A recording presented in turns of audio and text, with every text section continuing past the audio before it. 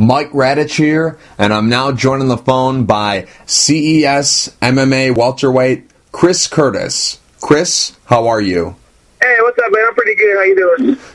Doing good. Thanks for asking. Chris, you got a fight coming up January 8th at CES MMA 32. Before we start talking about the fight, where are you right now? Are you still in California or are you back home?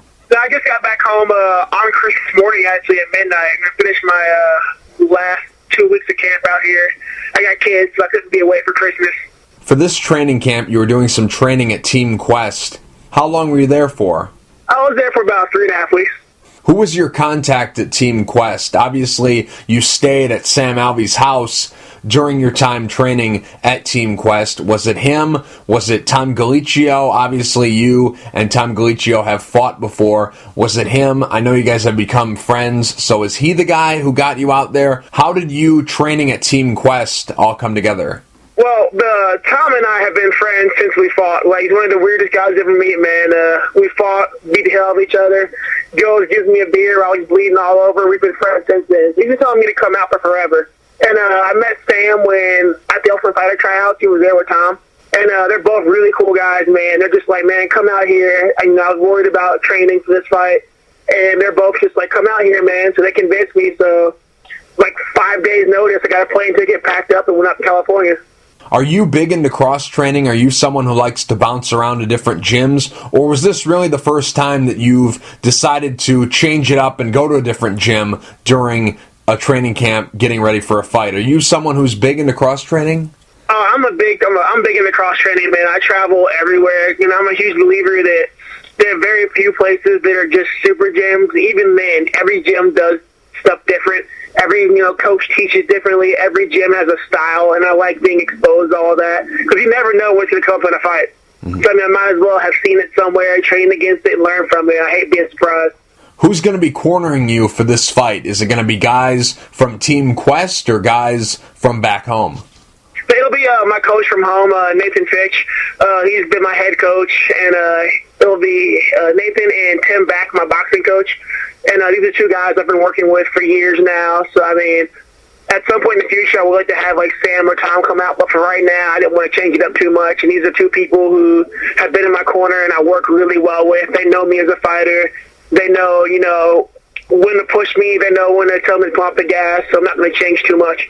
Do you see yourself going back to Team Quest, whether it's just like it was for this camp, you staying there 3 weeks, or a permanent move? Do you see yourself going back there?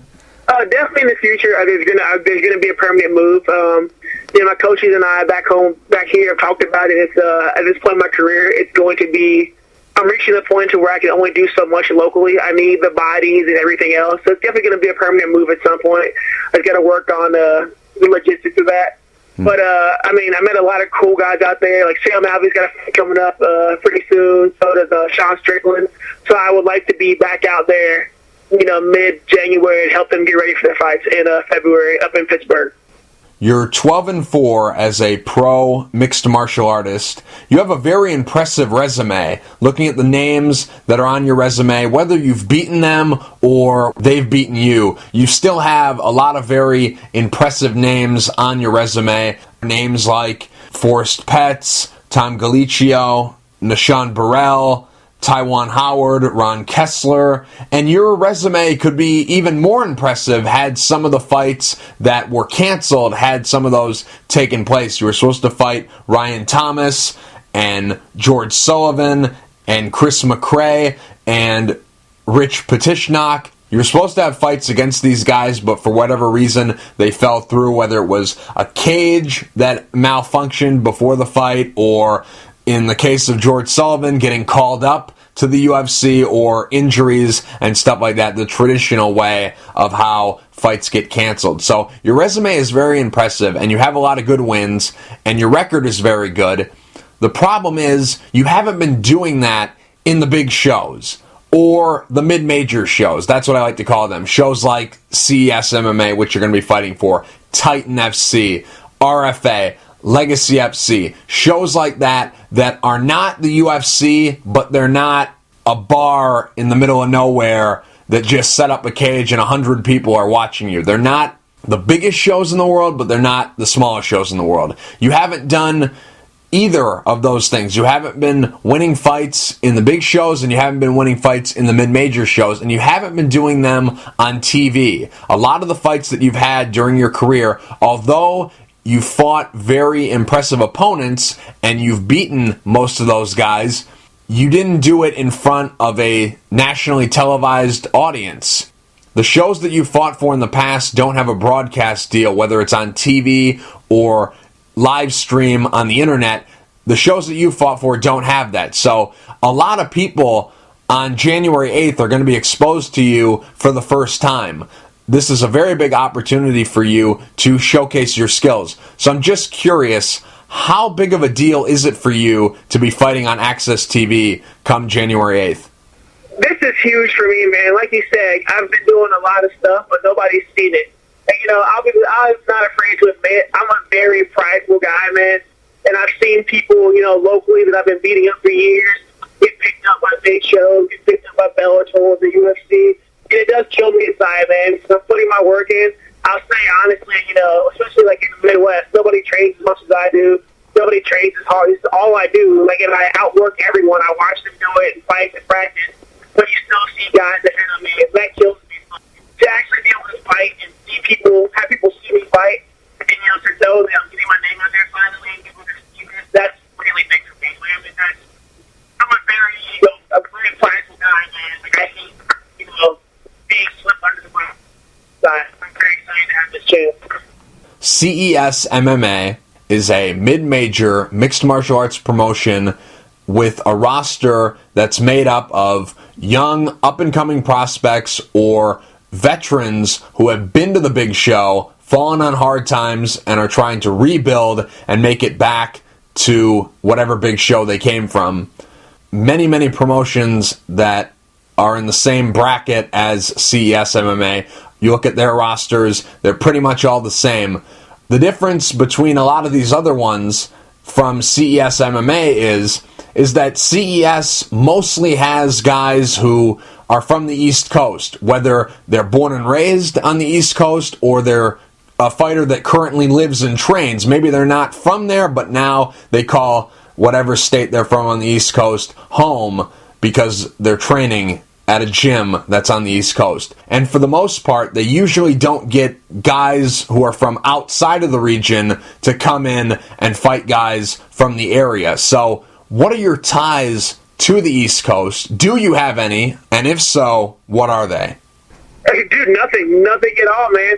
Honestly, I think it's one of the big reasons why I haven't been called up there too much, just because, I've got no fan base or anything out on the East Coast, so it's kind of risky to have me come out and fight. Right. But I do appreciate that the CES decided to take that risk and give me a shot at that title.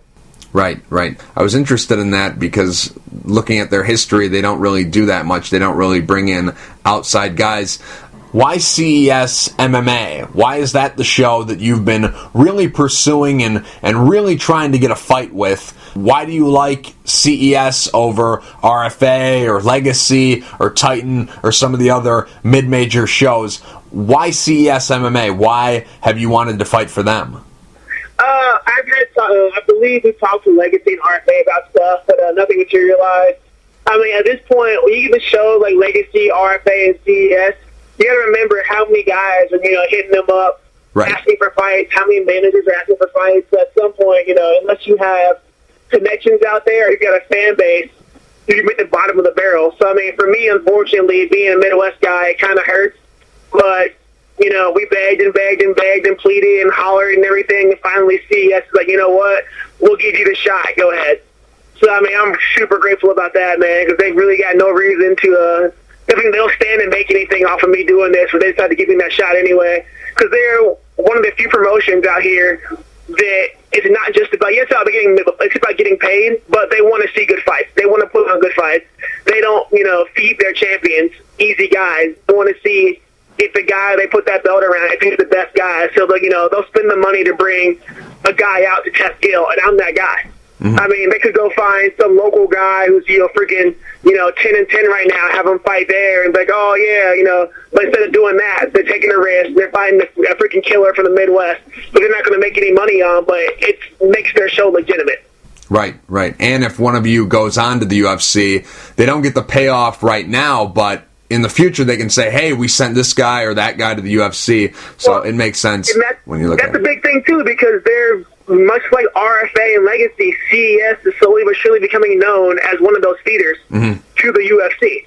And that increases the value of your show, astronomically, where you have guys wanting to fight for you. You don't have to go find, guys who train 3 weeks at, Bob's Karate Barn. Like, no, you're getting legitimate guys who are willing to bust ass, who want to fight for you because your show is known as, you're just under that level. Makes total sense. Yep. Now, you're fighting Gil DeFortius for the CES MMA welterweight title on January 8th at CES MMA 32. What are your thoughts about him as an opponent? Honestly, I'm excited. He seems like he's a killer. I'm very excited about that. Nothing's worse for me than getting into a fight with a guy who doesn't want to fight. But it's really frustrating for me as a fighter. It's frustrating for the fans and everybody paying money and the promoters and everything. Gil seems like a guy who's coming to fight. He wants to throw hands. He wants to fight. He wants to kick. He wants to punch. He'll grapple. And when he grapples, he's looking for a finish. So that's really exciting for me because, even with regard to game planning, everybody's talking about, keep him moving and blah, blah, blah. And it's funny because me and my coaches are like, we're excited because we want that Robbie Lawler, Rory McDonald fight where I want to be in a war. Like, I've tried to go to the wars. I've never been hurt in a fight, so we want that war. Like, yeah, it's for a belt, but more importantly than that, like, I want to go out there and I want to put on a show and I want to freaking scalp this guy in the worst possible way. So, I mean, he's a huge threat, but I'm a bigger threat, and I'm really excited. I'm praying that he shows up looking for a fight. Without giving away your game plan or anything, where do you think you have the advantage in this fight? My game plan has always been the same in every fight. I'm going to go out there, and I'm going to hit him really hard repeatedly and see what happens. Like, I mean, we're both big guys. He's different. He's Brazilian, so I'm assuming he was born with a black belt or something like that. But, I mean, this is a time in my life to where I finally got back to wrestling. I hadn't been wrestling for a long time because I had some injuries.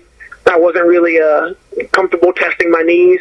I'm all healed up, man. I've been gone back to my wrestling really well. My grappling has improved leaps and bounds over these last 6 months. I mean, if he comes out here wanting to fight, then I'm going to have every advantage. If he comes out here just wanting to hold on to his belt and, run for 25 minutes, then, it could be a 25-minute fight. But I don't feel there's anywhere where I can't win this fight. Now, this is probably a tough question for you to answer because I'm asking you to get in the mind of your opponent, but what do you think his camp is telling him to do against you in this fight? It's going to be a toss-up, honestly, because everybody's camp has two plans. Either they come out and they say, oh, he doesn't hit hard enough, we're going to stand in front of him and throw punches, or he'll be from the camp to where they're like, let's take him down and try to hold him for 25 minutes and stay on. Those are generally the only two game plans I face.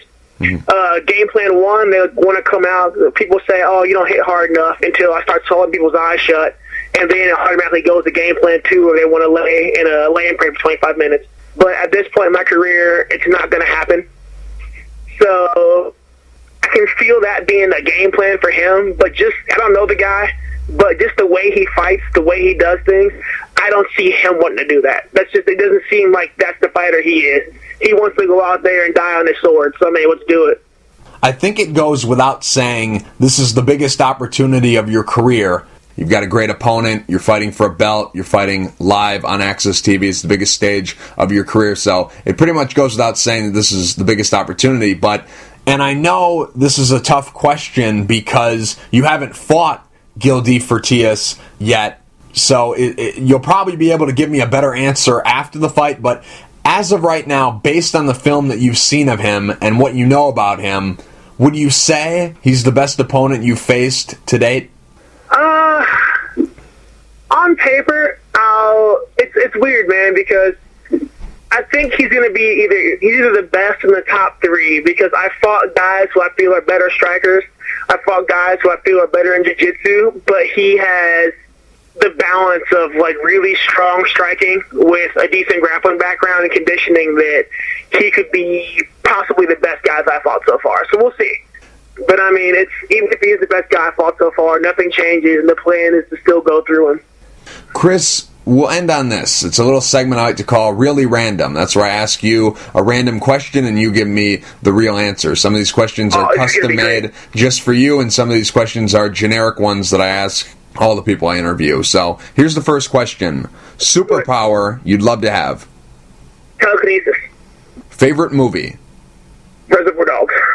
Movie you've seen the most times? Oh, God. Star Wars Return of the Jedi. Favorite color? Black. Favorite guilty pleasure? Nickelback.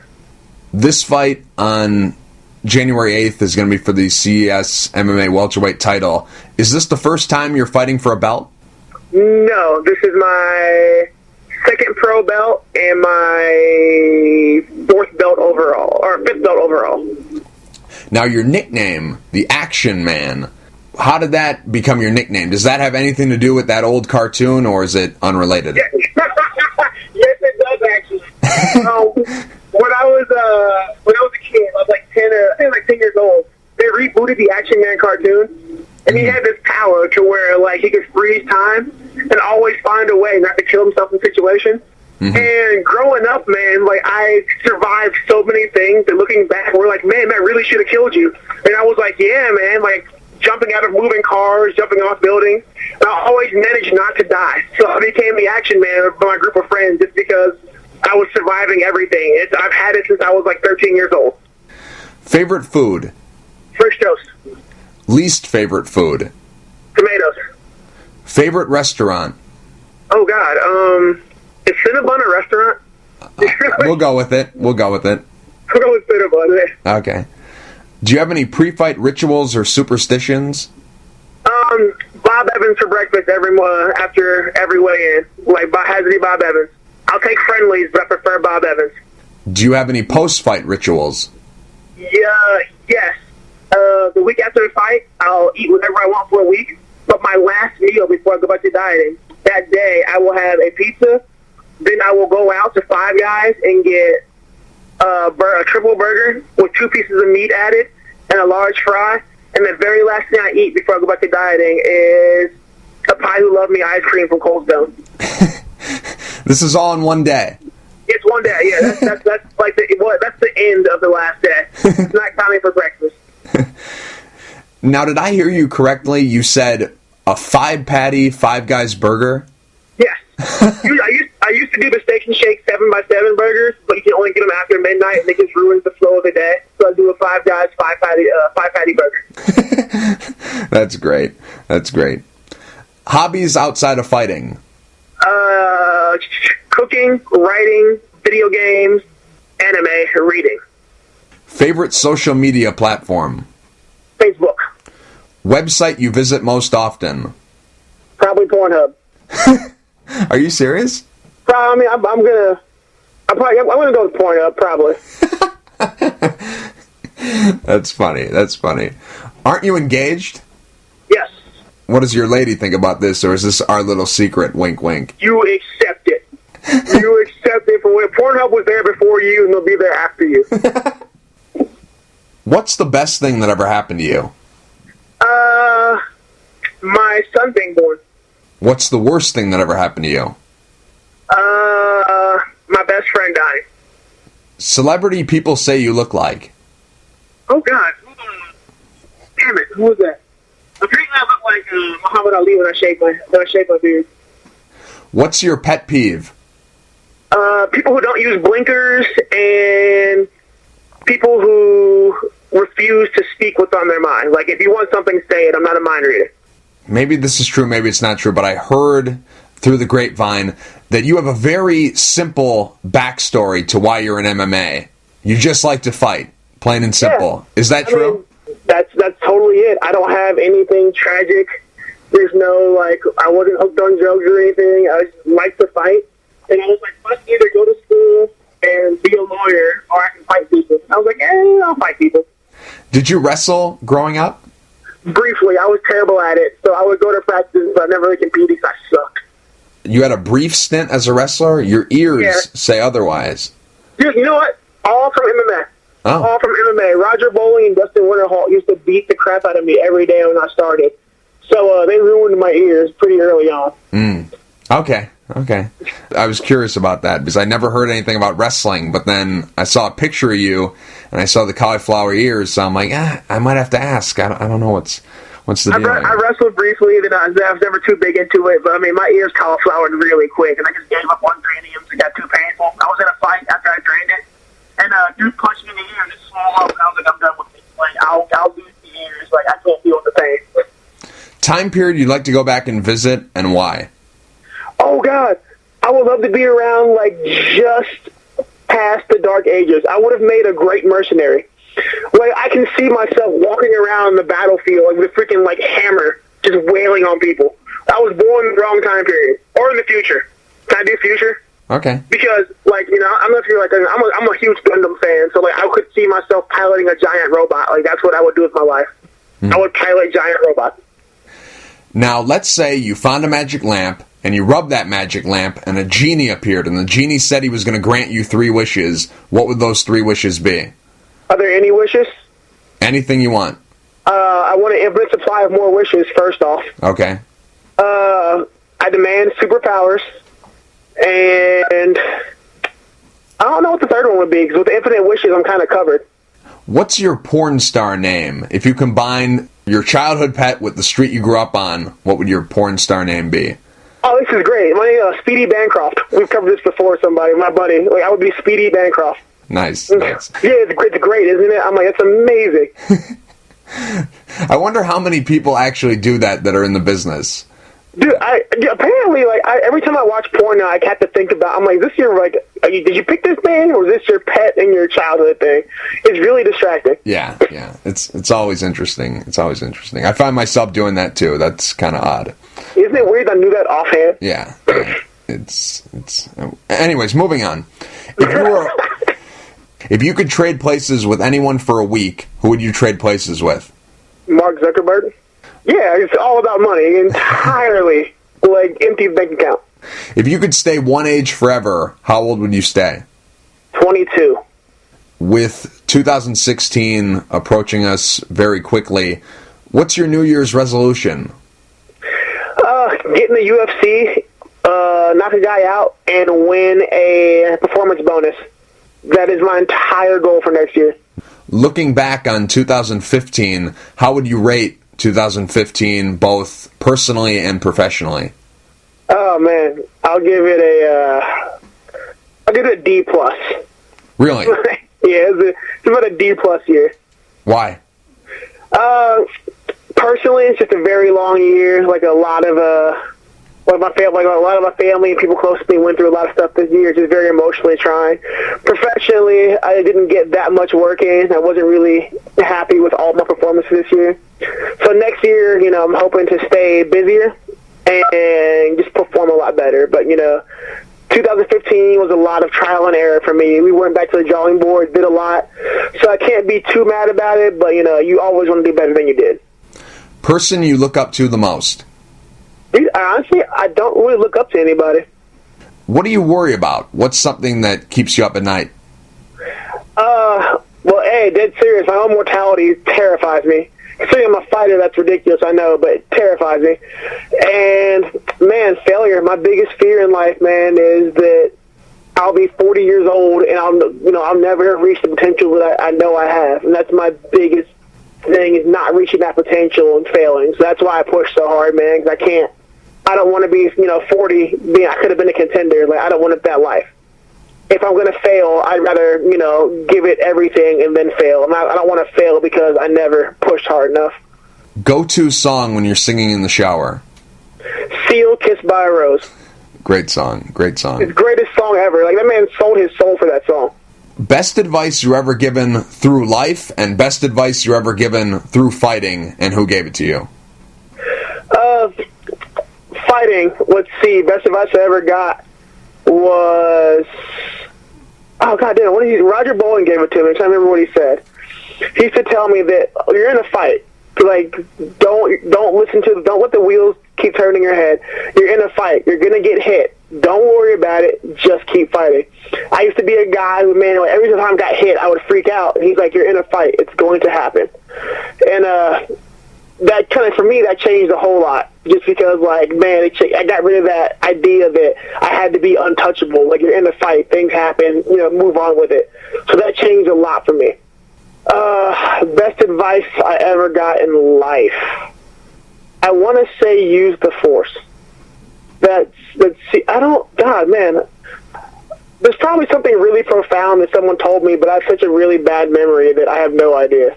I guess, I'll go with, a few years ago, talking to my mother, she did tell me to enjoy the little moments with your kids because they grow up really fast. And my son's 8 years old now. And I look back, like, I remember when you were in diapers pooping everywhere, and now he's 8 years old with a personality, so you do lose those little moments really fast. So I got to remember to kind of step back and enjoy the small stuff. Now, based on some of the answers that you've given to some of the previous questions, I'm very interested in hearing the answer to this question. What would you rather be known as? Would you rather be known as the best fighter in the world, or would you rather be known as the highest paid fighter in the world? Ew. Oh man, that's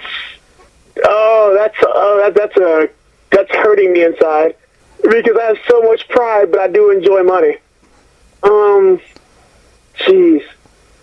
At the end of the day, man, it's all, even outside of my pride, even more importantly than my pride, it's about my family and my kids. So, I'll take the highest paid fighter. It'll kill me inside not being the best, but, I'll cry on wads of $100 bills. What's your hidden talent? I have an amazing, staggering amount of random knowledge, and I can pretty much sing any song at any time for any situation. Number one thing on your bucket list? I want to buy a house. It's not a big, great bucket list, but I really want to buy. I'm excited about being able in the future, within 2 years, to buy my first house, like my own house. But I'm really excited about that. That's my goal. I need to get that done. Last question, Chris. If you could change one thing about the world, what would you change and why? For me, that's easy, man. Especially with politics and everything being a big topic right now. I'm not even going to say hate because there's always going to be hate, but the bigotry has to stop. We find bigotry because we find reasons to hate each other. We find reasons not to get along, and it's all superficial. It's entirely, we find there's no reason. It comes down to the color of your skin, the who you believe, what religion you follow, who you choose to lay with. What does it matter? At the end of the day, we all bleed the same. We all die the same. I don't care what you believe. At the end of the day, when you die, they're going to put you in a box, or they're going to set you on fire or whatever, and you're going to become nothing like everyone before you and like everyone after you. That's more important, I feel, than religion, than race, than sexuality. That's what matters. Is we're all the same. We all come from the same. There's no reason. If we can just see that, then we can so much get done in the world. So so much would change. That one thing, we all just realize we are all the same. Chris, real quick before I let you go, do you have any sponsors you'd like to thank, and is there anything you'd like to say to the fans? Yeah, first off, my only really confirmed sponsor that I know of is, as always, thank Amy Holland in Accent Audiology. They've been, I'm a small-time guy, and I don't really have that many sponsors, but Amy in Accent has always been there, helping me out, doing everything. So I really appreciate her for that, and just always standing by me, supporting me. I want to thank my gym, Son of Siam, and all my training partners. It's good to be back. And I also want to thank everybody from Team Quest. In a Day Henderson Athletic Training Center. Some of the greatest guys I've ever run into, man. You got UFC, Bellator caliber guys there, actively fighters, but they're the greatest, most down-to-earth, fun group of guys you ever run into. That changed a whole lot for me this camp. I just want to say thank you for that. And that is it, I believe. Chris, thank you for taking the time to talk. I really appreciate it, and best of luck coming up on January 8th. Thanks a lot, man. Thanks for having me, and it was fun. So keep watching, and hopefully you'll catch this and see an awesome, awesome display of violence.